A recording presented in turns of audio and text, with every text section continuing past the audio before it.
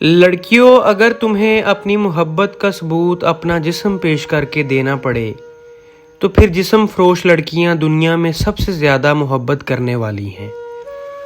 जैसे उनके बदन से खेला जाता है, ठीक वैसे ही आपका आशिक भी बदन चाटकर मोहब्बत से मुकर जाएगा। जो औरत सिर्फ हम बिस्तरी की ख्वाहिश मिटाना चाहती है, वो औरत कभी भी किसी से सच्चाई और खुलूस नहीं रखती, सिर्फ अपनी ख्वाहिश तक महदूद होती है, और ये एक तलख हकीकत है। जो औरत आपको देखकर उल्टी लेट जाए, उसमें शहवत की मकदार ज्यादा है। 3 लज़्ज़तें हकीकी लज़्ज़त से दूर कर देती हैं।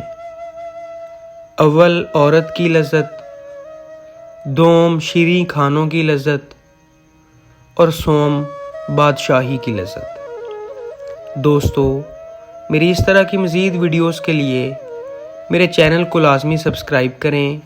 शुक्रिया।